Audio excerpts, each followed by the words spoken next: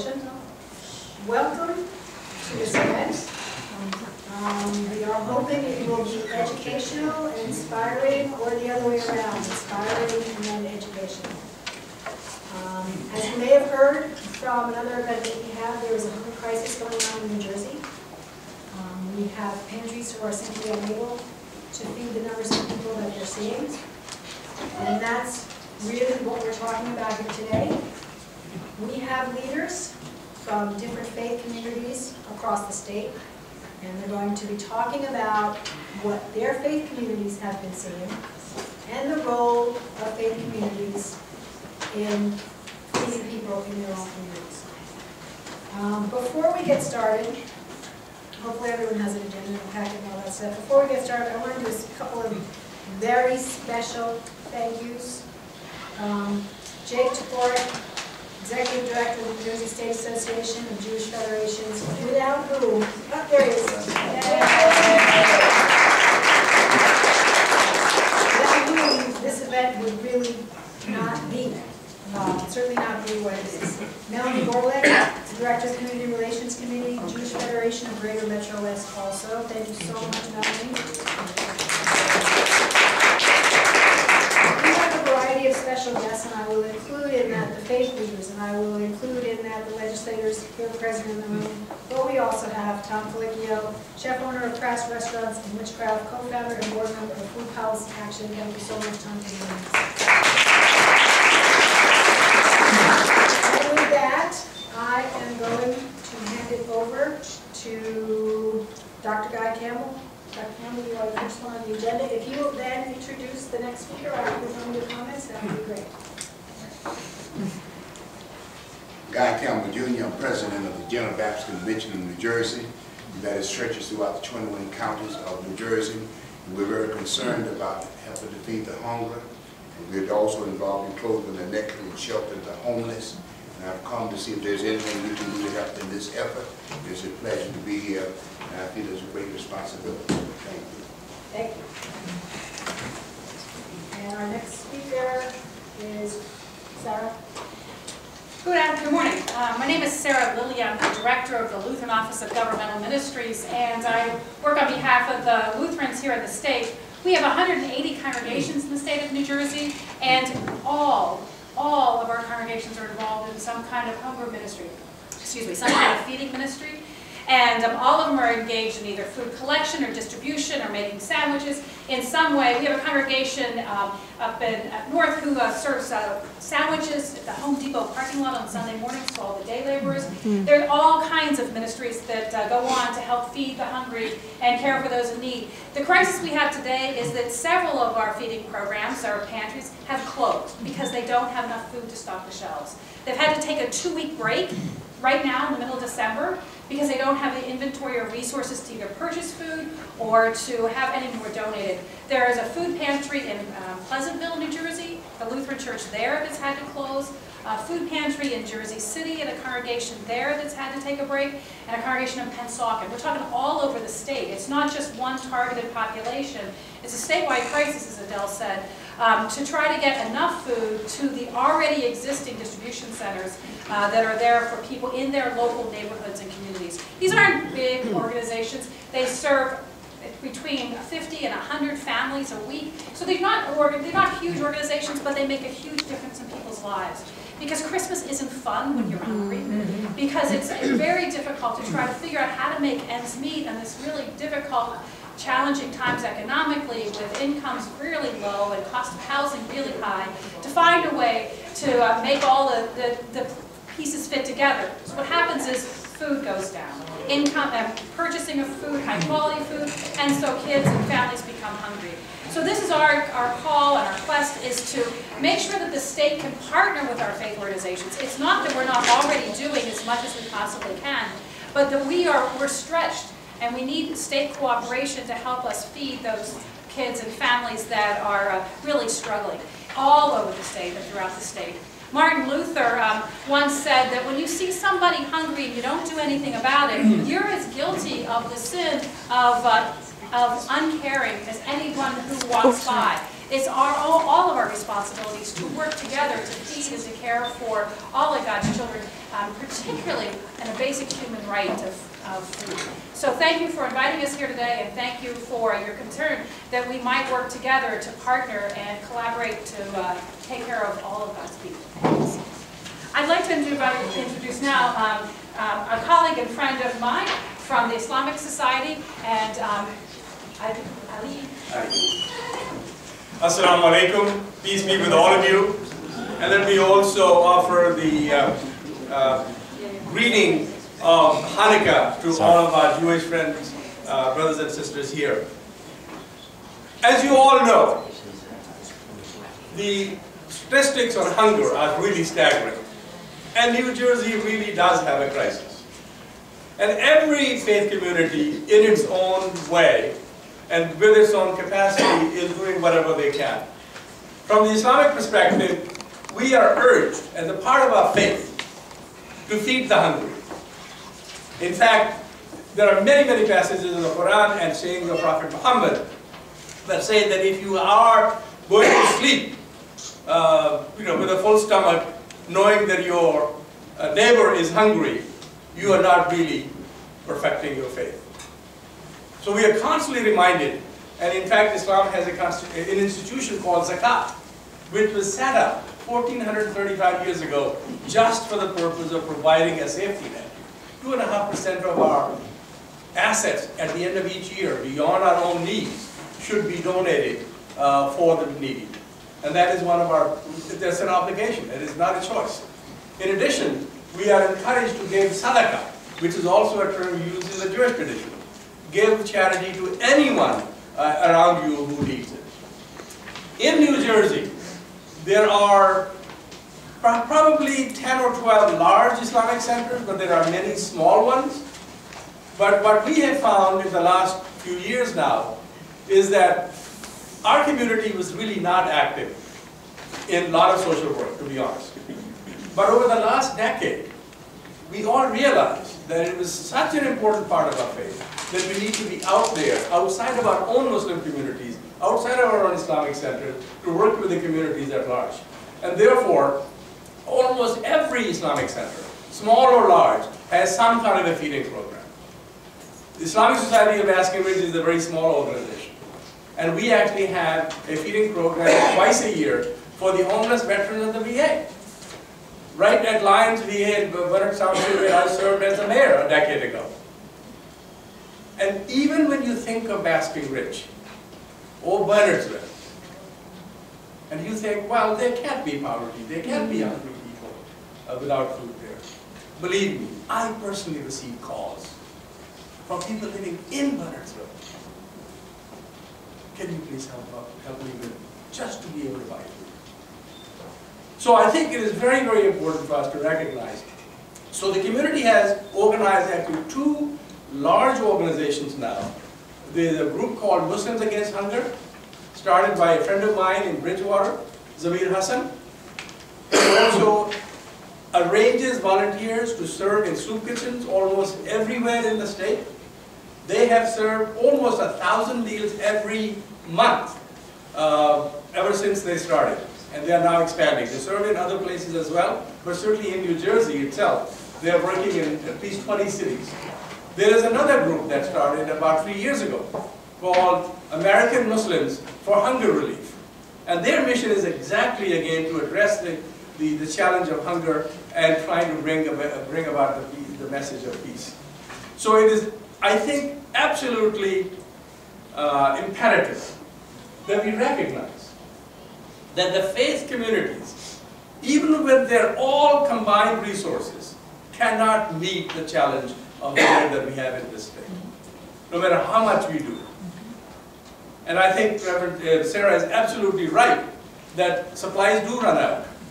People can only give so much. And we reach out to communities and for all of our prayer services, ask them to bring food that we can make available to people. But there is a limit to what the individuals can do. We all have a role in that. But I think we have a more important role. That is to convince our legislators, both at the state and federal level, that this is an issue that requires attention at the national level and at the state level. And that all of these citizens who are going to sleep hungry are our responsibility. They are our brothers and sisters, and we cannot go to sleep without making sure that everyone around us is fed. Thank you very much.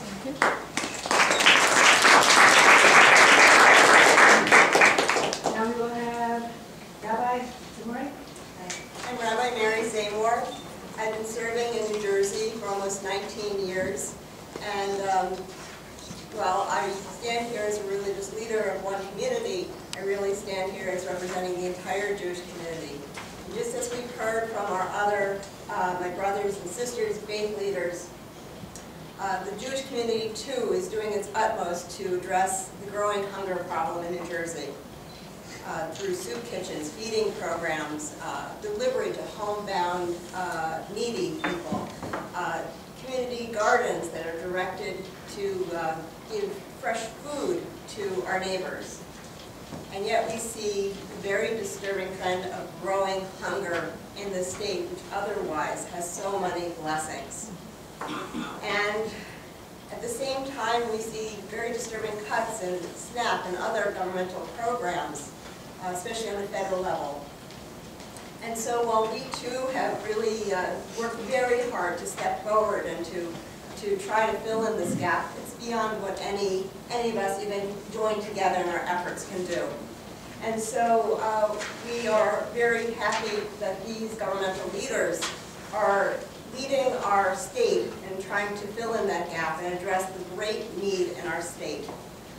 This time of year, of course, is a time that many of us are engaged in our own religious holidays and counting our blessings and really basking in great abundance.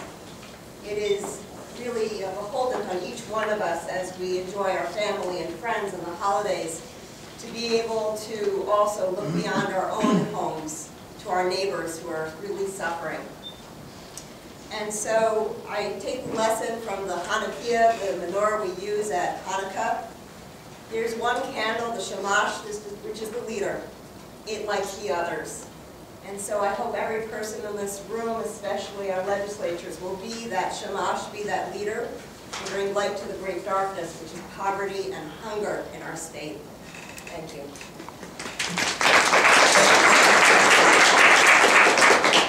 We have Father Tim Graff. Good morning. I'm Father Timothy Graff. I'm the director of the Human Concerns Office for the Archdiocese of Newark. I'm here representing the New Jersey Catholic Conference and the Catholic bishops in New Jersey. Our concern about hunger here in New Jersey always comes back to one of our foundational beliefs, the dignity of every human person and the rights that derive from that dignity. We believe that each and every person is a child of God, and that with that identity comes specific ways in which we are called to treat one another and provide for each other. It is by our care for the least among us that we show our love and devotion to God. November 20th, in an address to the Second International Conference on Nutrition, Pope Francis stated, "And while we speak of new rights, the hungry are waiting at the street corner, asking for the right to citizenship, asking for due consideration of their status to receive a healthy, basic diet. They ask for dignity, not for alms." We are also called to see each hungry person not as a statistic to be studied, but as a voice to be heard. Many of the people that we serve in our archdiocese, through our soup kitchens and food pantries, are not looking to take advantage of the system. They're simply looking to feed their children.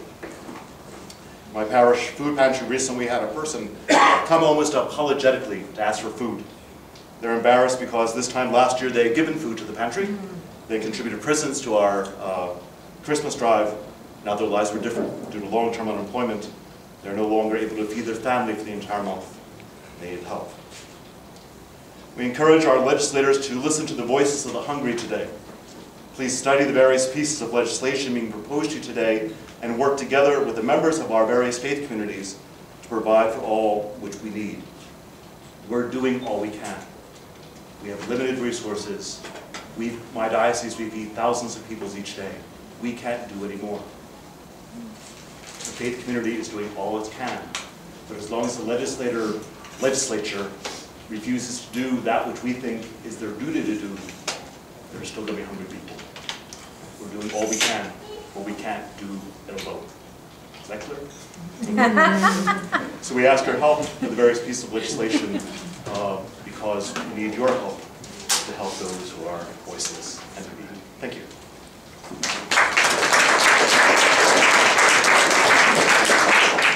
Now we're from the Venerable Peter Jackson. Thank you very much. Good morning. My name is Peter Jackson. I'm the Archdeacon of the Episcopal Diocese of Newark. And as deacons, our mission is to serve the weak and the poor and the hungry. And so this falls right into what we are as deacons. In our Episcopal Diocese, we have 112 churches, and each one of them is concerned in some way in either collecting food or organizing a food pantry. I want to talk to you today about an actual food pantry and soup kitchen.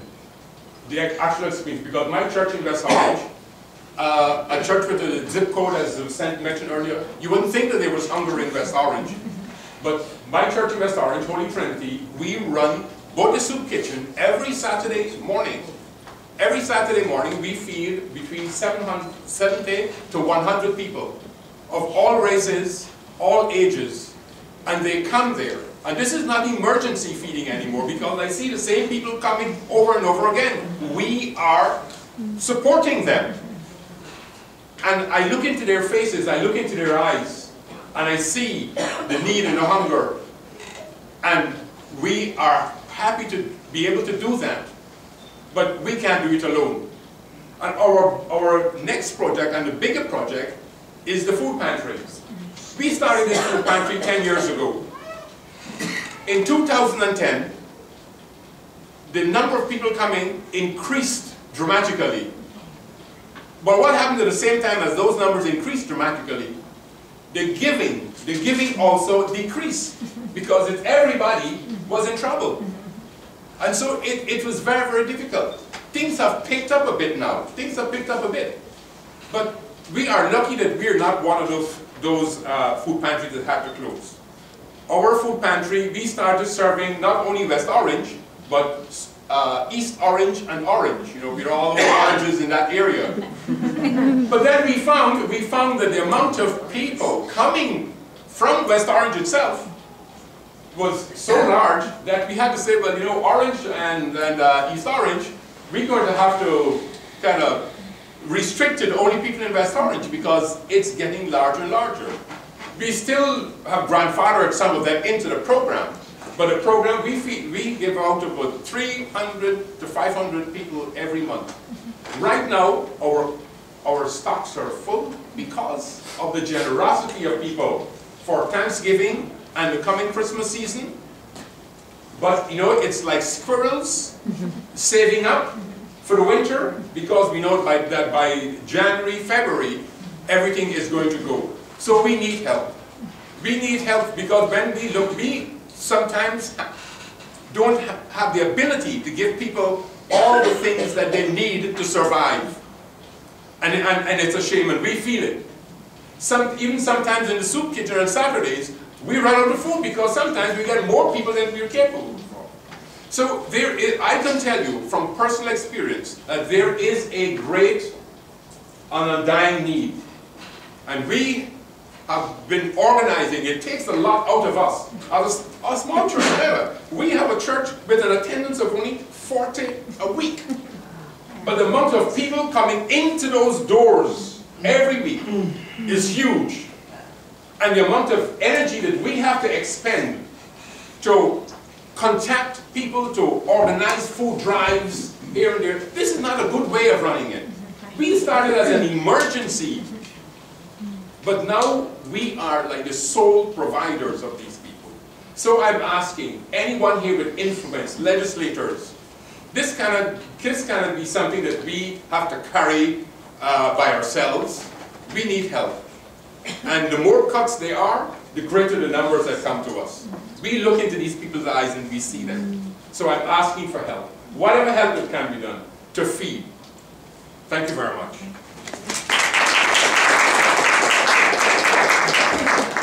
Robert? You can stand up and you can sit whatever you want. My name's Robert. I'm a cook down in Atlantic City. I was asked to talk about my story because A lot of people in Atlantic City are losing their jobs, they're all hungry. My personal story is my wife, she worked at Rebel. She just got laid off not too long ago. She lost all her money. My sister, she is disabled, and I take care of her. She was on food stamps, and her food stamps got cut from $181 down to $44. So she has no way of surviving. She goes to the food bank to get food. Me, personally, I went from 40 hours down to 20 hours a week. Every week my hours change. So they asked me to come up, tell you guys my story, tell you how bad it is down there. We have thousands of people that are out of work. We have thousands of people that are hungry. And that's pretty much it. Thank you so much, Robert. Just as a side note, you can see Robert's pictures. Robert is the first recruit of New Jersey Soul of Hunger, which is a project we're doing with the John Lando Soul Foundation. He's also in the audience, Mimi and Heather. And there are pictures down there that depict hunger in New Jersey. Robert's are down there, and they're wonderful. So they're in Goldfinch Square in the tunnel. If you want to take a minute to look at those, I want to make sure to mention those. I'm going to introduce Tom Felicchio now. Tom, you want to take it from here? Sure. Thanks, Adele. What Adele didn't mention in the introduction is that I was a New Jersey native. I grew up just down the road from here. My father was a correctional officer in the Union County Jail. My mother ran a school lunch program. When I was growing up, clearly there were people that were hungry, but I didn't quite know about it. And from time to time, you hear that someone was receiving food from the church, from people like all you faith leaders here. And that's what I heard of when I was young. And as I got older, I started to know more about hunger, learn more about hunger. In 1940, in response to Irving Berlin's God Bless America, Woody Guthrie penned what is perhaps our best-known folk song in America. We all know the song. This land is your land, this land is my land.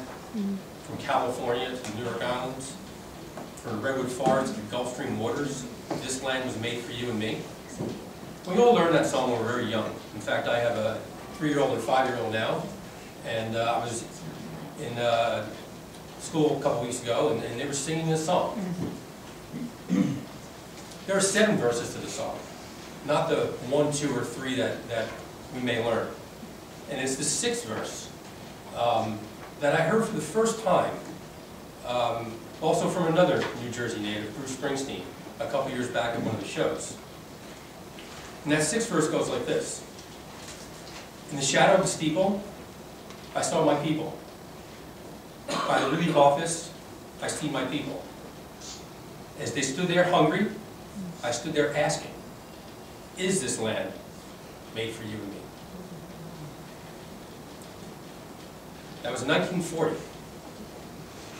In 2014, we have more hunger in this country, in this state, than ever before. We don't need to have hungry people in this country. We certainly have enough food to feed everyone in this country and in this state. There's hunger in this country not because of famine, like other countries, not because of a war, not because we're refugees seeking asylum.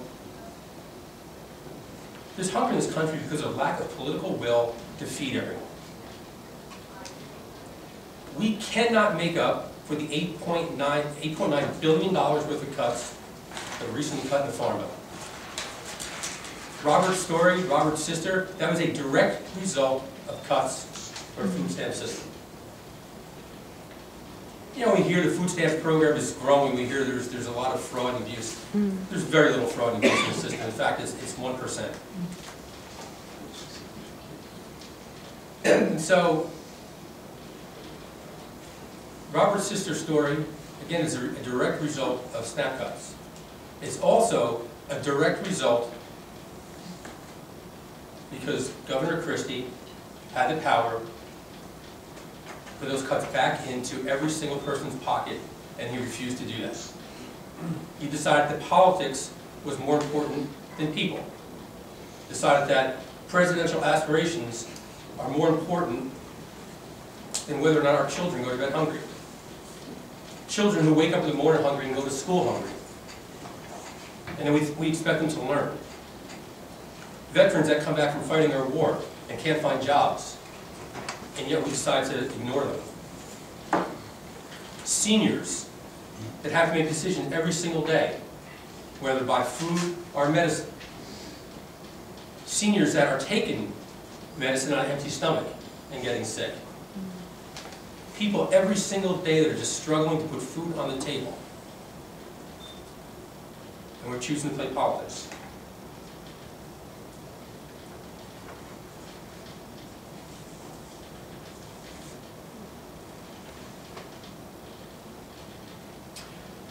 About 5 years ago, my wife started making a film called A Place at the Table.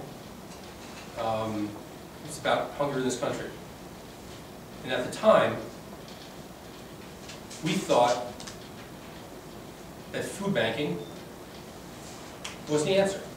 We thought, well, there's certainly plenty of people, plenty of organizations like everybody here that are reaching out and helping as many people as possible.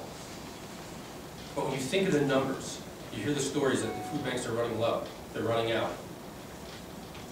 Food banks should run out, and they should run low, and they should close only when there are no hungry people left to feed. And we can do that.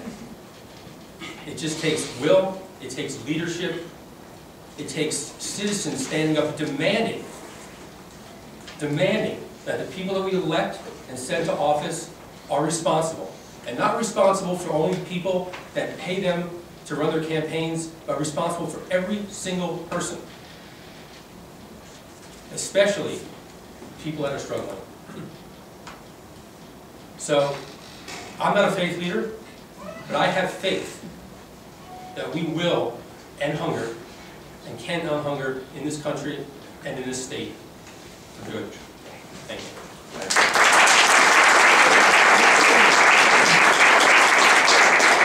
Well, I guess on next. I was supposed to introduce you. Oh! I don't think you need an introduction here, at least not from me. Well, first of all, if Tom Colicchio didn't mention that he was an Elizabeth native, I would have. That's for sure. And we had a press conference months ago to urge the guy in the Hillside, the community food bank in Hillside, to urge Governor Christie to sign both Shirley Turner's legislation and my budget resolution. I would have done something very simple. For $3.2 million, we would have gotten $170 million from the federal government to restore the cuts in food stamps for our neediest citizens. Now, as Tom Colicchio mentioned, the governor vetoed that. Well, Shirley Turner and I don't give up, nor the legislators around this room, all that easy. We'll give them an opportunity again. Matter of fact, there have been 2 pieces of legislation that the governor vetoed the first time around that he signed, that I sponsored the second time around. So we're going to appeal with all the support that we have heard here today, because the problem certainly hasn't gotten any better, it's gotten worse. And I just want, obviously the legislators surrounding us, you know, we're in your corner, we're your champions. We need to help you bring your message to our fellow Democrats and Republicans. We all know that hunger is not a Democratic or a Republican issue. And I just want to let you know, you have power. The faith-based community was very influential, if not the most influential, in helping Senator Turner and I and many of the legislators here abolish the death penalty. Okay. Together we can get this done.